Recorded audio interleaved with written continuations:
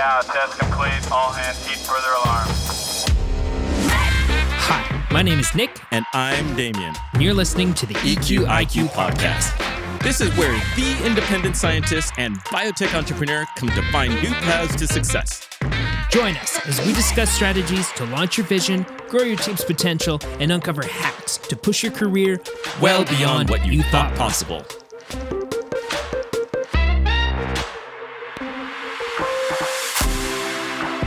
Welcome back, everybody.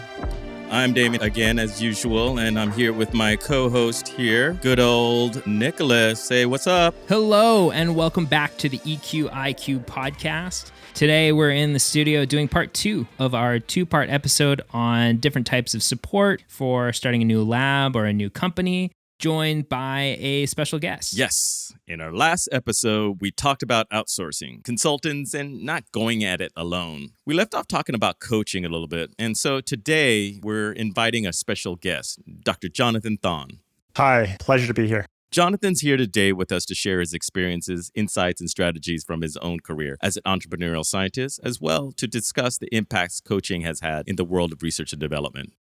Jonathan is the CEO and founder of STRM.BIO, a young and ambitious company whose mission is to deliver a novel therapeutic approach using extracellular vesicles for gene therapies. And this isn't Jonathan's first venture either. He was formerly the CEO and CSO of PlateletBio, in addition to previously being an assistant professor at Harvard Medical School. He ended up completing his PhD training from the University of British Columbia in Vancouver, Canada, which is pretty awesome because we get a lot of information just kind of gleaning from his journey. And that's kind of what he's here today to share with us. So, Nicholas, share with us kind of like your experience with your ideas about coming from a Canadian background as well and seeing this transition from an entrepreneurial side point. Because I think this is going to be interesting because I think sharing this perspective and then we can then kind of launch into Jonathan and how he's gone through this. Yeah, himself. definitely. And I don't think I'm going to be making any friends through my perspective because I would say myself being Canadian as well, for those of you that haven't listened to the previous episodes, I moved to the US about 5 years ago now. And over the past few years, and actually just recently, Damien, we had a conversation about this off the podcast, that I don't think I fit in Canada anymore. There's a certain independence and individuality and not to mention speed that exists in the United States. And I think that I'm a little bit too aggressive to go back to the Canadian culture. And there's a lot of different elements that I think contribute to that. But one of them is just, it's almost like a stereotype, it being loud, being fast, being very upfront. But most of all, I think there's a lot more tolerance for risk, and that just starting a business, a lot of the decisions that we take don't necessarily resonate with, we'll call it the typical Canadian mentality. I think there's something there with regard to risk tolerance, and definitely there are different cultures. I mean, it's easy to conceive of Canada and the United States as being the same, very similar, but they're not. They're different countries, they're different cultures, different societies that value different things. And risk tolerance and perspective on entrepreneurship definitely is one of those things that sets the countries a little bit apart. My experiences coming from Canada to the United States, starting a company in the United States with family and friends in Canada, was one that really maybe amplified the differences in perspective between the two cultures. Canada, I think, trends to the middle. It's a socialist country, and there's a lot put in place politically, culturally, to ensure that no one finds themselves on any extreme and everyone's mostly taken care of and is doing okay. The United States, by comparison, tends to be a country of extremes. You find incredibly wealthy people here. You also find incredibly poor people here. And opinions tend to be very polarized as well. To say the least. To say the least. Now, how I saw that reflected in my own entrepreneurial journey is at the very beginning with the prospect that one should start a company at all. And I remember when I was first entertaining the idea at the time of founding PlateletBio and coming to my friends and family in Canada and telling them about what I wanted to do. And mind you, I was a professor at Harvard Medical School at the time, had a very stable career. I had quite a few grants in place, so I was in a good place. And proposing to them this idea of quitting my job, starting with zero money on this vision that no one could really see, but I thought was important to pursue. And the immediate response, the first thing that was said pretty much by everyone I knew here in Canada was, that's risky. You've got a stable job. You've got a stable profession. You really don't need to be doing this, and certainly not at this point in your career. Why would you consider this? Which, it was coming from a good place, and certainly no one wants someone, especially someone they love or care about, to be put out and put in a situation that may be harmful to them professionally or personally. But it was striking how different a response that was to the response I got on this side of the border with my American colleagues, which, as for those of you from the United States or have spent quite a bit of time here in the United States, you'll appreciate that the immediate response was, do it. You're going to be rich. It's going to be amazing. You're going to be rich. Just go for it. Right. And that energy, that drive, that tolerance for risk, that support of something that's very, very potentially dangerous, but exciting and paradigm changing is the energy one needs to launch a new venture. I will say, and I'll add this last little piece here, for any entrepreneurial exercise, and especially for biotech where the risk is really high, these tend to be polarized outcomes. A biotech company isn't kind of successful or kind of not successful. It is either successful or it fails, and there's very little in between. And because of that, and because of the fact that 99% of the interactions you will have as a leader leading a new venture in a space like this are going to be ones where people are telling you or pointing out all of the different reasons why your venture is not going to succeed, most of which are appropriate things that are being pointed out. Because there is so much negativity that you have to sort of push through, you need that sort of support. You need that energy. You need that drive to help see you through it. And I don't think it's an accident that cultures like the culture here in the United States end up breeding a certain class of entrepreneur and end up being places where a lot of these very large companies are able to grow and propagate because they're supported by an underlying culture that values risk-taking and is supportive of the entrepreneurial journey that a leader inevitably needs to take to see an idea to fruition. No, thank you so much for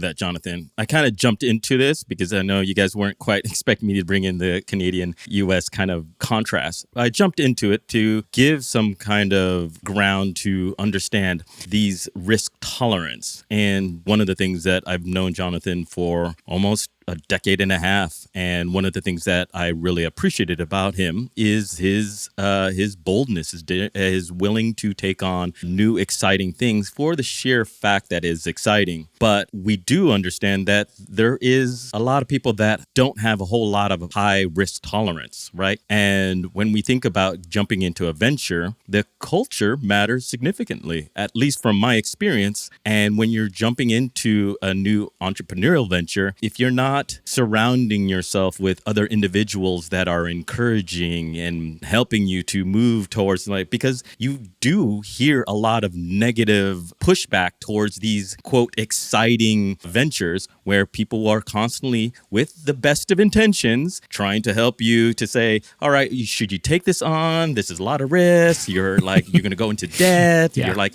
is this something that, why can't you just have a much more safe career? They don't understand that kind of mentality.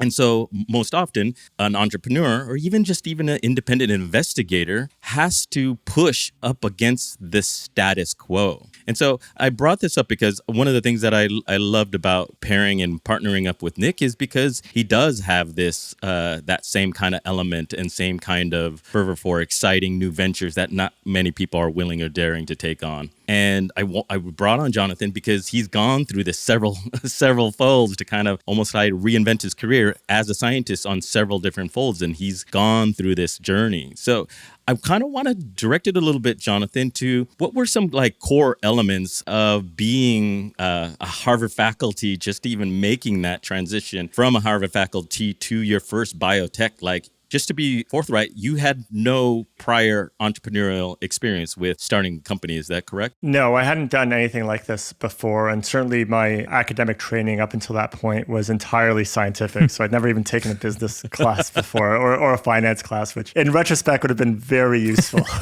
But, we were touching on culture. And my background, I was born in Buenos Aires in Argentina. I grew up in Canada. I come from a very deep socialist background. And I think that's important to note here too, because a lot of attention is often placed on the face of a company. And certainly if you're a CEO or if you're a principal investigator of an academic lab, you're the one that most people see. You're the one that's speaking on behalf of the lab. And you're usually generating the most media attention. But it's important to recognize that a research lab, like a company, like any new venture, is a team effort. And some of the roles that one plays in a company are forward-facing, like a lead singer in a band. And some of the roles are behind the scenes, like Pablo here, keeping the sound for the podcast. But not any one role is more important than the other. And actually, all of the roles need to work together to facilitate success.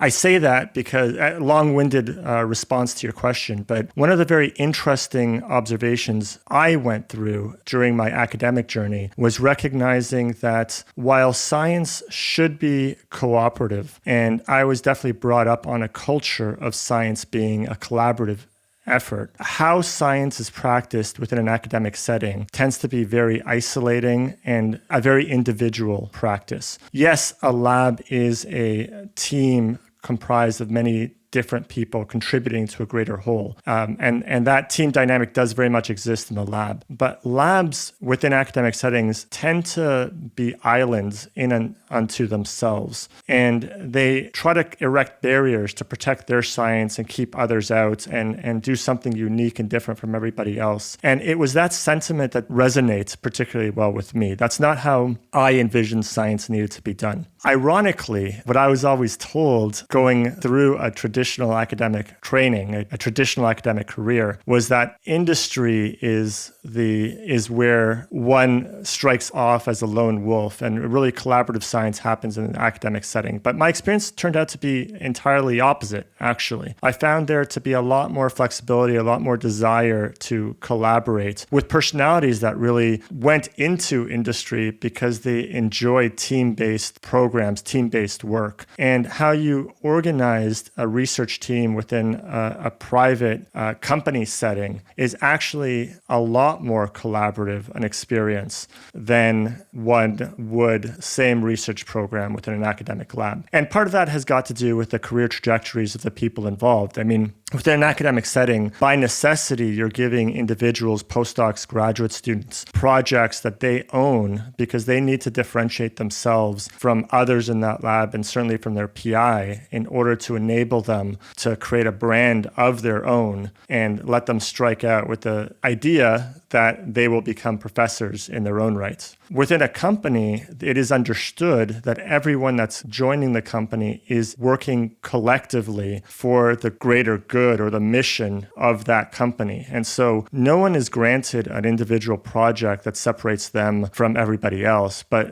they're always seeing a portion of a much larger project that requires input from many different parties. And so the science ends up being a lot more collaborative. And that was something that I enjoyed and was a major proponent in my stepping away from my academic lab to pursue my science within a private setting. So let me say, just kind of summarize it a little bit. So you feel as though that the academic training of collaboration helped you to kind of parlay that into an industry type of setting, and you kind of went in that along that vein. But you also had brought up a note of branding or some kind of like self-awareness of your sets of skills or the things that you do exceptionally well. How did you come to understand that? I mean, we're not necessarily equipped with these types of terminology or ideas about how to view one's career. How did you come about that coming from an academic into an industry. Did you stumble upon it, or was there somebody who said this is something developing? And how would you even advise, say, academics to view their careers in that sentiment? I learned everything I've ever learned the hard way, but I feel like that's the only way any of us learn anything.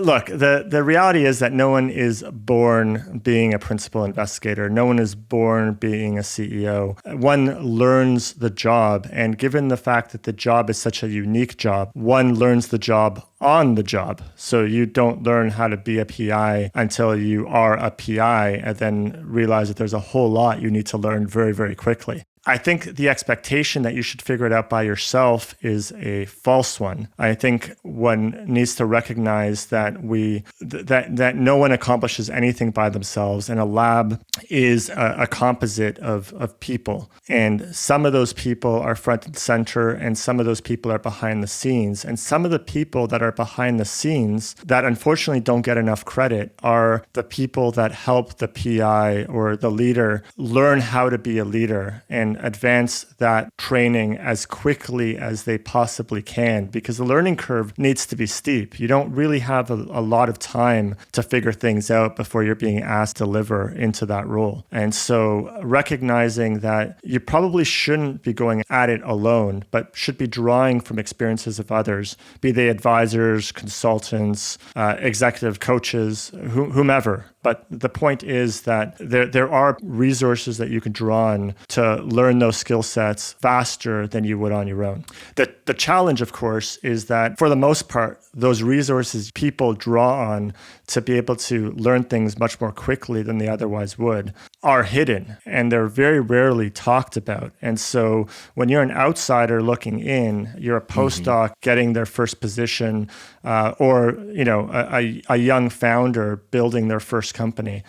You look at the models in front of you, successful CEOs or successful academics, and it looks like they've done it all by themselves because they're the only one in the spotlight. And that's just not true. It's the spotlight that's fixated on them. But there's a whole team behind them that's just hiding there in the fringes of that spotlight, no less important than the PI who's capturing the light. And I'm gonna just go right after the question that we're trying to get to for today, and it's the coaching aspect. And you even said it, executive coach. You've had a unique experience, at least in my opinion, of being able to bring up and form 2 successful biotech companies so far. The first one was without a coach, and the second one was with. What would you say are just the major challenges that have been overcome the second time around while having this sounding board for you and someone to talk to you that is outside of this team? That's exactly what it is a sounding board. And a sounding board turns out to be a very important thing.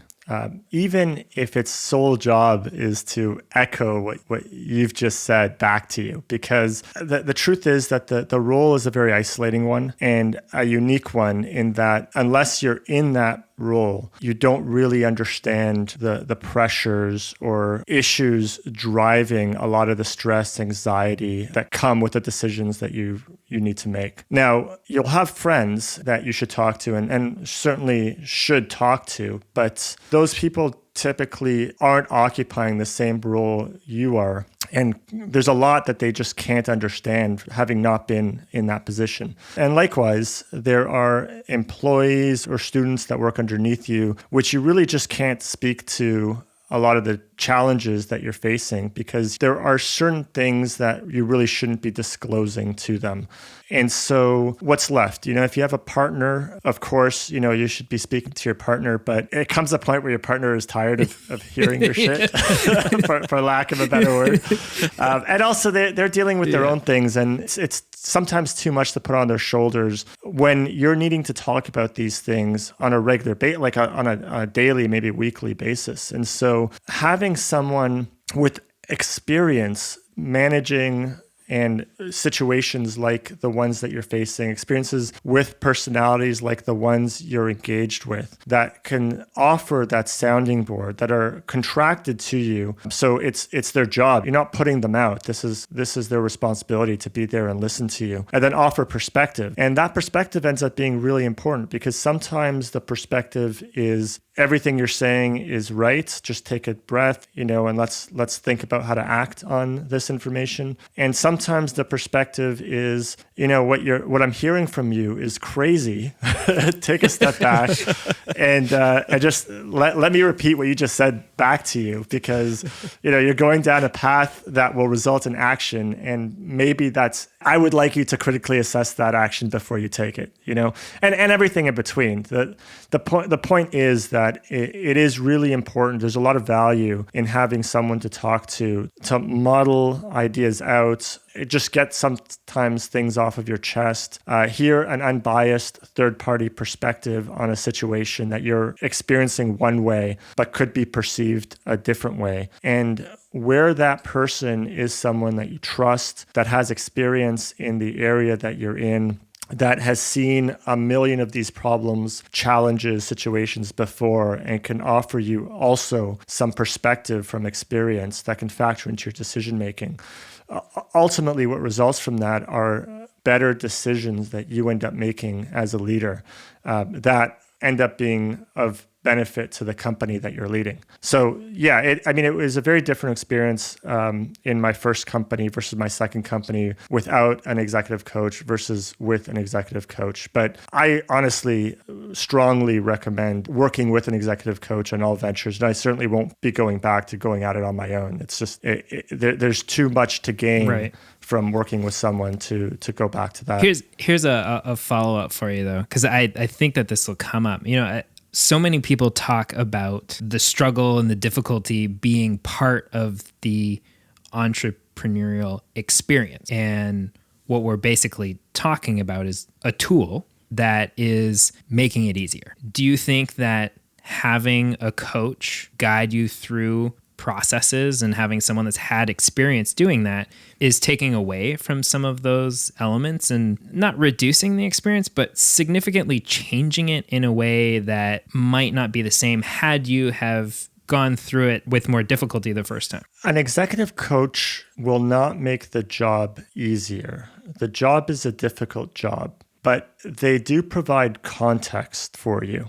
They allow you to examine situations more critically. They allow you to pull emotion out of situations that you're experiencing, or sometimes inject them in where they may be lacking, and allow you to reframe situations so that you can see them from a different perspective. An executive coach is not a more experienced CEO that can give you direction and help you make decisions that you otherwise wouldn't make. If they could be a better CEO than you, they would be the CEO. They're not. They're there to support you. You're still the CEO. Everything still rests on you, and they're not going to contradict your gut. They're not going to contradict your decisions. All they're going to do is provide a resource for you to share experiences with them, hear yourself, and gain perspective into the circumstances that you find yourself in. And it does add a different perspective. It adds an ability to critically assess situations in a different light that will then make your decision-making process a better one and should result in the direction you end up choosing for the company to be based on a little bit more substance than it would have been otherwise. One of the things we've been experiencing, Jonathan, is the fact that coaching, executive coaching, these elements of or tools that young leaders are experiencing is in an academic setting.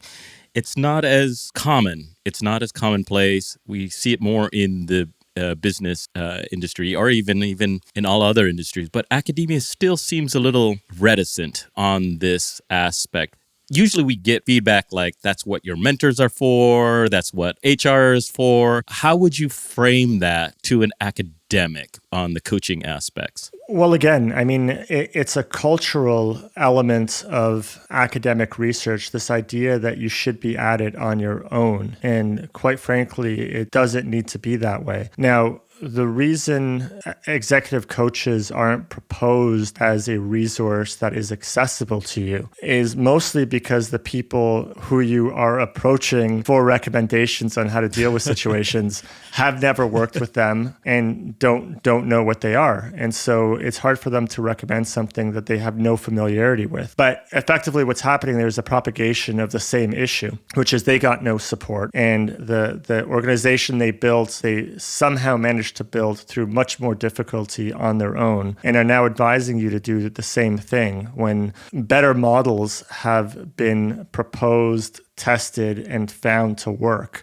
And quite frankly, there's enough money involved in biotech and enough resources invested in new ventures that all sorts of different models have been tested to identify what things work, what enables companies to be more successful and reach success faster. And through an exercise of iteration and improvement testing, the model that industry is working off of is the one that is most efficient or known to be most efficient at the current time to enable young ventures to be successful quickly. And so I think if what you're looking at is how to launch a lab as efficiently as possible and do that as effectively as possible on as short a time scale as possible, you should be looking to areas where a tremendous amount of resources have already been expended to try to figure out how to do that.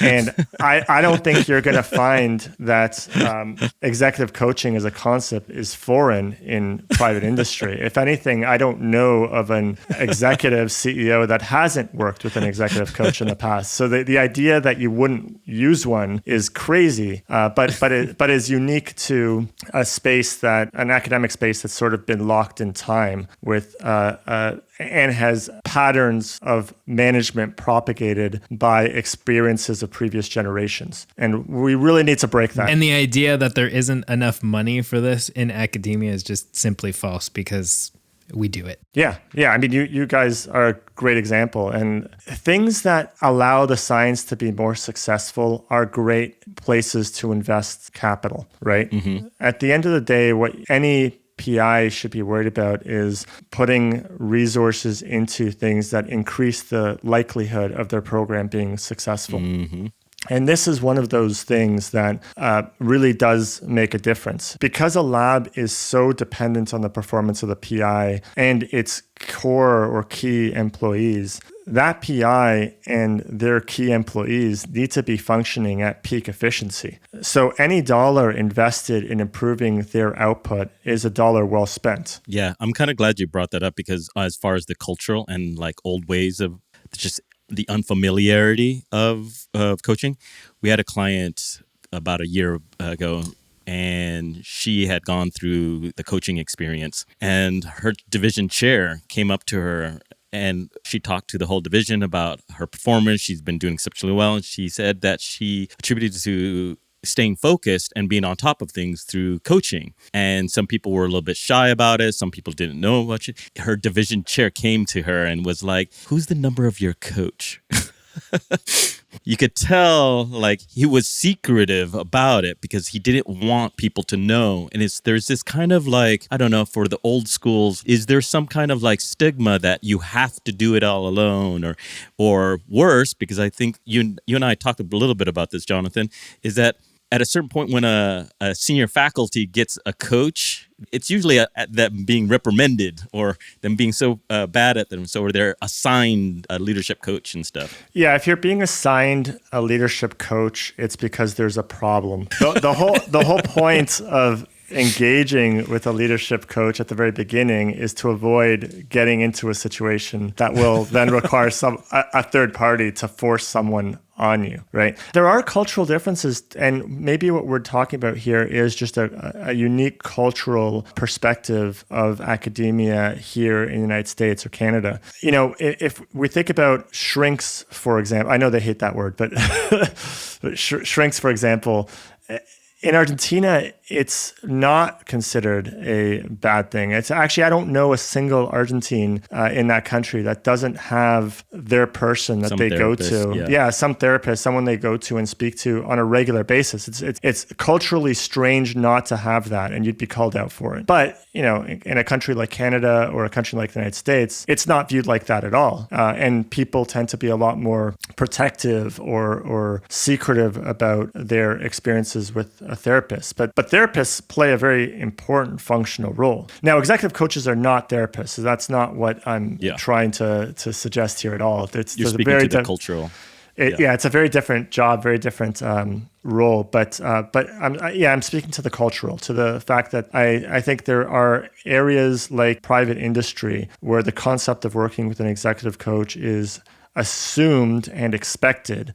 So much so that investors in early stage companies will engage the CEO very early about whether they're thinking or who they're working with in order to support them as they're developing in that role. So you're saying there's kind of a stigma? I think that stigma certainly exists in academia, and I think it's not to the principal investigator's benefit. Do you think it's changing with time? I think a lot of things are changing with time. I think the idea that principal investigators from universities can step away from their academic labs to run or participate in private ventures, then jump back into academic settings is a big difference from the way careers developed in academia back in the day. And I think that exposure to what is outside of academia, or the propagation of conversations they have with their academic colleagues, is now introducing a lot of concepts like executive coaching, which are standard fare and common in other industries, but are foreign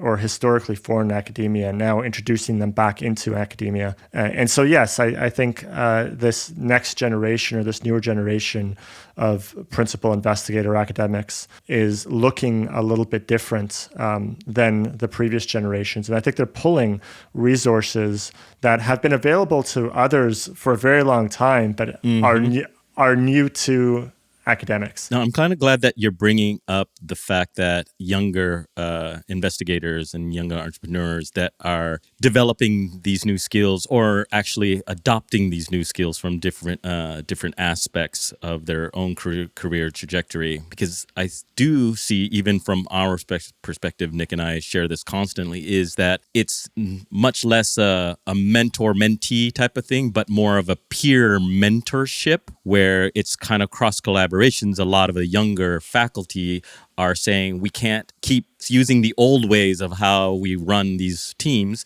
Let's look to each other. What is working for you? What is working for this person? And they're coming together to develop these new. And we constantly tell even our clients that the leadership isn't always upward. It can also be laterally. It could be downwards. It could be the people that you're with. And flattening that hierarchy has been a huge benefit for most individuals, where they don't feel as though they have to step out of bounds.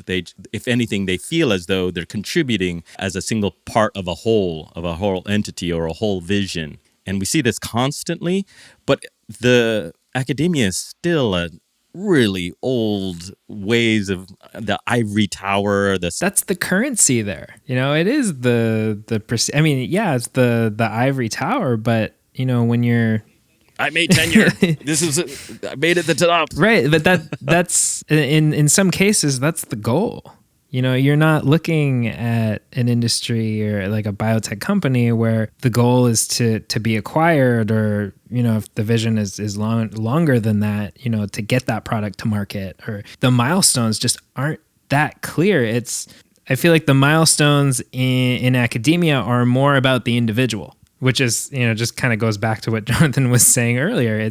The culture is to be individual. The thing about culture is that there is no right and there is no wrong. There is no best culture. And there have been examples of success where the goal was acquisition, or the goal was reputation, or the goal was economic output, or the goal was to bring a transformative technology to bear. I don't know that there is a best model for anyone to follow. What there is, though, is a recognition that an organization, a team, has got a culture. And one needs to understand what that culture is and what culture one wants to create or shape within that organization to foster a certain set of outcomes. You need to recognize what your culture is, then lean into it and attract people that emulate that culture, and maybe distance yourself from people that conflict with that culture. Executive coaching as a topic is recognizing that it is much more difficult to go at it alone when you have resources available to you that you can lean on and leverage to get possibly to the same place you would otherwise, but faster and with less pain. It's not going to be for everyone, but the point is that there needs to be a recognition that these resources are available to you, and it needs to be an active decision to forego that help and choose to go at it on your own because maybe that's your culture. You said something earlier to your team that was really profound. You said that culture tends to be just an extension of the leader, the founders, those that actually develop it. You have a really strong sense of self, Jonathan, which is great. And I'm sure you've attributed this to even your upbringing and some of these aspects of your own personal development. Can you speak a little bit on some of the points of executive coaching and how that has helped kind of shape your own self-awareness of what are your strengths and weaknesses and what you genuinely feel as though the things that had contributed to the vision of what the cultural aspect should be? It's a really interesting exercise when you're trying to understand your own culture and who you are even as a person, is asking your team to tell you what the culture is. And what they will say is not always what you thought they would say, and sometimes is completely misaligned with what you thought your culture was. Now, they're not wrong. They're describing what they're seeing and they're experiencing. But what is an issue is if what they're experiencing and what they believe the culture to be is misaligned with what you're experiencing and what you believe the culture to be, because that suggests a lack of communication. Now, that's on an organizational basis. The same is true on a personal basis. You see yourself as having certain strengths, certain weaknesses, being great at certain things, and needing help in others. But that's your perspective. And interestingly, when you ask someone else what they see as your strengths and weaknesses, how they see you perform, the response you get back may actually be very different from the response you would have given. And an executive coach is a more formal way of soliciting that input. And again, it's what they're telling you, they're seeing of you is not wrong. The issue is if there's a misalignment between what they're telling you are like and what you think you are like, because you are acting on a belief that you are this thing. And if the world is seeing you in a very, very different way, then you're not actually executing with the right information, or you may be executing with an incomplete data set. And that's going to affect, the actual outcome versus your perceived outcome for any decision that you make. So this exercise in understanding your culture is also one of understanding yourself, so that when you're stepping into a situation, your projection of what you are great at and what you should be able to do is in line with what you're great at and what you should be able to do. And you know that the way you're communicating is being received as you're intending it to be received and not being taken in a very different light. Yeah, we had a client a while back ago and described executive coaching in dealing with her own imposter syndrome. And so I definitely want to ask you a little bit about the imposter syndrome, because I think a lot of younger faculty struggle with this. But she described the imposter syndrome and working with executive coach is she's like, it's like a burger hanging from your face. Because it's different when you have a complete stranger that comes and tells you, you know that it's all well and done, but you didn't expect that. There was no expectation of it. But with an executive coach, the whole purpose of them is to ensure that there's not a booger hanging from your face. That helped her to kind of gain some perspective on taking the feedback in and how she had intended it to develop for herself. So this is one thing that helped her kind of look at the imposter syndrome, to develop that in kind of her own safe space. Could you share a little bit about some of the ideas in and around executive coaching and dealing with your own challenges with imposter syndrome?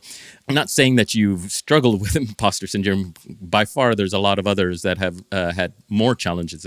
But at what points are certain feedbacks that has helped you, or even you've advised others on how to deal with the imposter syndrome? It'd be crazy if you're not experiencing imposter syndrome. I mean, by definition, you're in a role where you're doing something that no one has ever done before and are surrounding yourself actively with people that are probably more intelligent than you with much longer experienced careers and successes under their belt. So yeah, it's crazy if that self-doubt doesn't creep in. The issue is not that self-doubt creep in. The issue is whether that self-doubt becomes limiting to your ability to perform and holds you back from being the version of you need to be to execute on what is inevitably an incredibly ambitious plan. What I think is very important to say about executive coaching in this regard is that not every executive coach is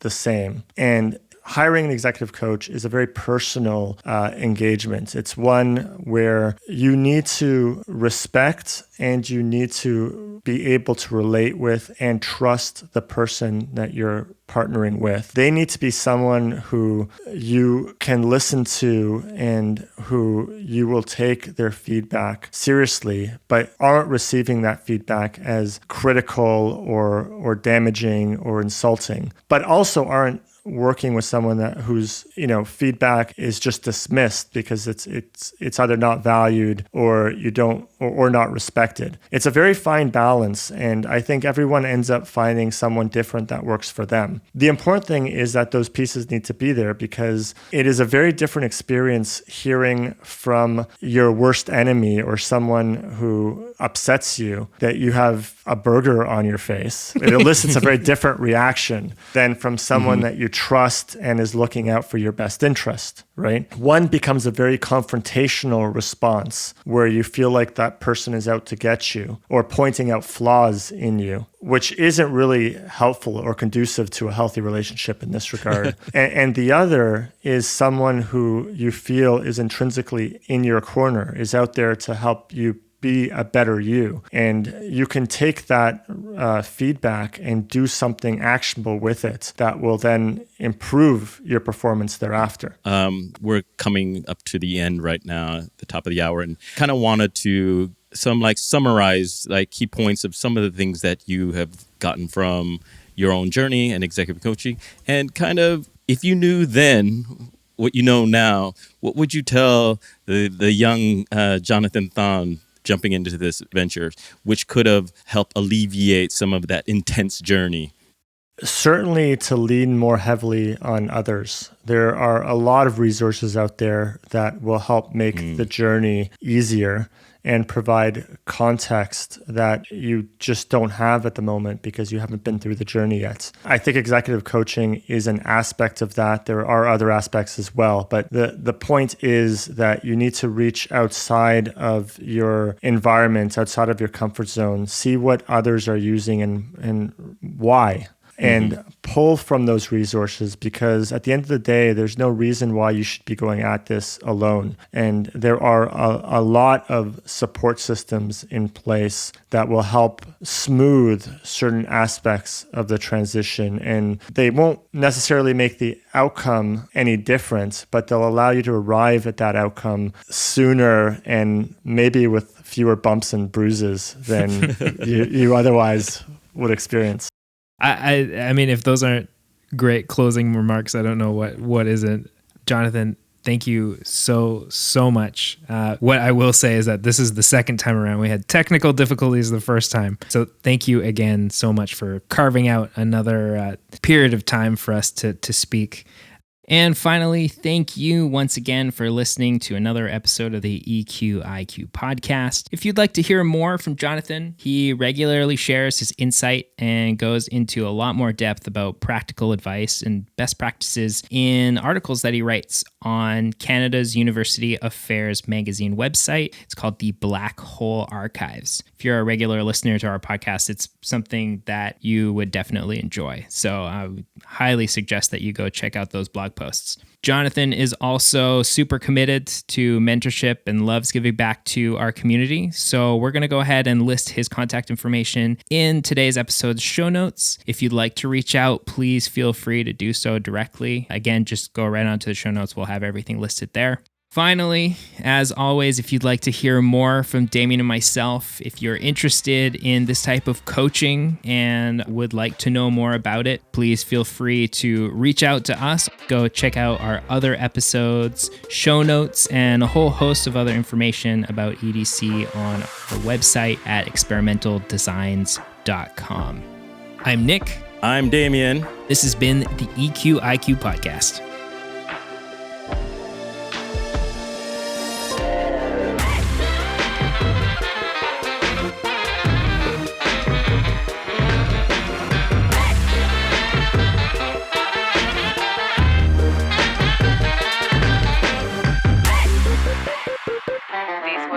Raúl Maria production.